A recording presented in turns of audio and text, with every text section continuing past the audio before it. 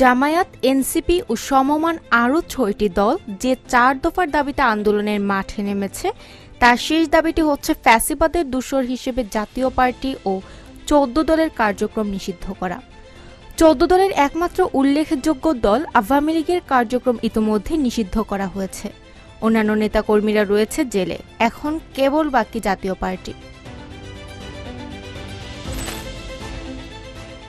দীর্ঘদিন জাতীয় পার্টি আওয়ামী লীগের নির্দেশেই চলেছে।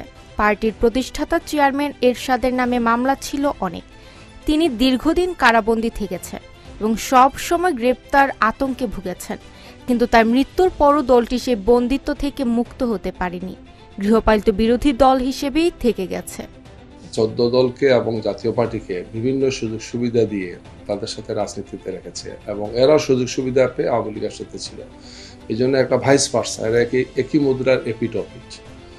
যারা ক্ষমতা ভোগী ছিল, ক্ষমতার সুবিধা তারা নিয়েছে, পরস্পরকে করেছে। তাইলে তো অবশ্যই তাদের অস্তিত্ব আরো আগে হয়তো বিপন্ন হয়ে যেত। এখন সময়ের ব্যবধানে ইতিহাস কাউকে ক্ষমা করে না, ইতিহাস কাউকে ছাড় দেয় না। এটা প্রমাণ হচ্ছে এখন যে ১৪ দল এবং জাতীয় পার্টি যারা ফেসিবাদের দূষর হিসেবে কাজ করেছে তাদের অস্তিত্ব বাংলাদেশের মাটিতে থাকবে না। জনগণ তাদেরকে ইতিহাসে রাস্তা করে নিক্ষেপ করবে। ২০১৪ থেকে ২০২৪ পর্যন্ত আওয়ামী লীগের করা ৩টি নির্বাচনকে বৈধতা দিয়েছে জাতীয় পার্টি।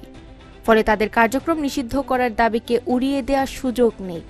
এছাড়া বাংলাদেশের ইতিহাসের রাজনৈতিক দল নিষিদ্ধ করার ইতিহাস নতুন নয়। খোদ আওয়ামী লীগ জুলাই অভ্যুত্থানের মধ্য দিয়ে ক্ষমতাচ্যুত হওয়ার কয়েকদিন আগে নিবন্ধন বাতিলের মাধ্যমে জামায়াত ইসলামীকে কার্যত নিষিদ্ধ করেছিল।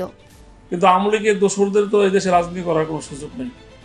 এই জাতীয় পার্টির উপর ভর করে আওয়ামী লীগ কিন্তু আবার পুনরুজ্জীবিত হওয়ার চেষ্টা করতেছে। আমরা দেখে থাকবেন আওয়ামী লীগের কার্যক্রম নিষিদ্ধ, কিন্তু তারা কিন্তু মিছিল, মিটিং বা বিভিন্ন ধরনের হঠাৎ করে ২ মিনিটের জন্য বের হয়, আবার একটা স্লোগান দিয়ে দৌড় দেয়। আবার জাতীয় পার্টি যেহেতু নিষিদ্ধ হয় নাই, জাতীয় পার্টির কার্যক্রম এখনও আছে।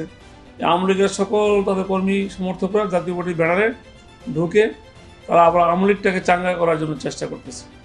যদিও জামাত সহ সবাই জাতীয় পার্টিকে নিষিদ্ধ করার পক্ষে তারা জোরালো দাবি জানাচ্ছে।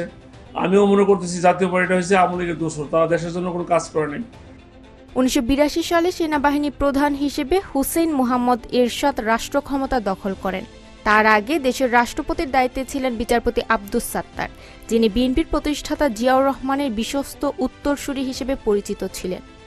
এরশাদ তাকে সরাতে নানা ফন্দি ফিকির করেছিলেন। তার মধ্যে অন্যতম ছিল ইমদু কাণ্ড।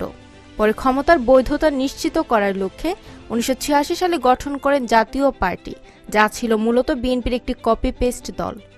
এটি একেবারেই যৌক্তিক দাবি। কারণ হলো গিয়ে গত যে ১৬টি বৎসর স্বৈরাচার শেখ হাসিনার সময় যে নির্বাচনগুলো হয়েছে, আমরা জানি যে এটি একদলীয় নির্বাচন হয়েছে, অগণতান্ত্রিক নির্বাচন হয়েছে, প্লাস হলো অসাংবিধানিক।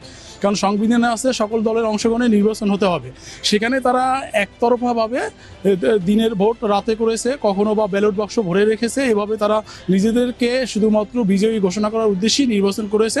অন্য যে রাজনৈতিক দল ছিল, বিশেষ করে বিএনপি একটি বড় রাজনৈতিক দল বাংলাদেশের প্রেক্ষাপটে, তাদেরকে অবমূল্যায়ন করা হয়েছে। এবং এই যে আওয়ামী লীগ যে নির্বাচন করছে, এই নির্বাচনটি শুধুমাত্র জাতীয় পার্টির সহযোগিতায় করতে পেরেছে। কারণ হলো জাতীয় পার্টি তারা বিরোধী দলের ভূমিকা পালন করেছে, বিরোধী দলের ভূমিকা অবনীত হয়েছে। কিন্তু জাতীয় পার্টির দলের চরিত্র কখনো স্বয়ংসম্পূর্ণ হয়নি। এরশাদের দুর্নীতি, বিরোধী দলীয় রাজনীতিতে তার দোদুল্যমান অবস্থান এবং কখনো বিএনপি কখনো আওয়ামী লীগ, যে দল যখন ক্ষমতায় গিয়েছে তাদের কাছাকাছি থেকে সংসদে কিছু আসন নিশ্চিত করাই ছিল দলটির বিভিন্ন অংশের অঘোষিত কৌশল।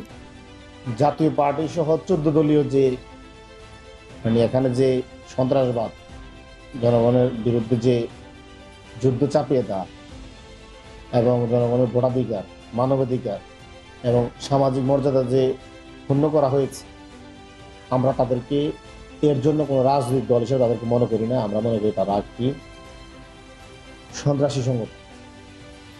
এই ১৪টা দলের সন্ত্রাসী সংগঠন। তারা রাজনৈতিক দলের যে রুলস এন্ড রেগুলেশন কোনো কিছুই মান্য করে নাই।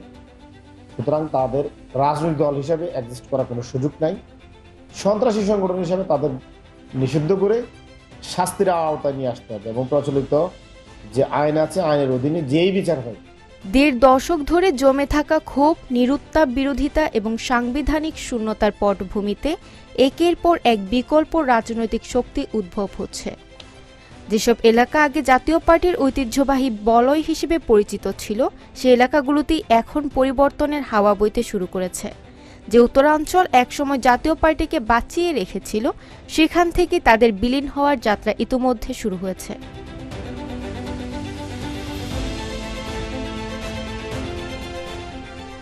ফারহানা ইমা, চ্যানেল এস, নিউজ ডেস্ক।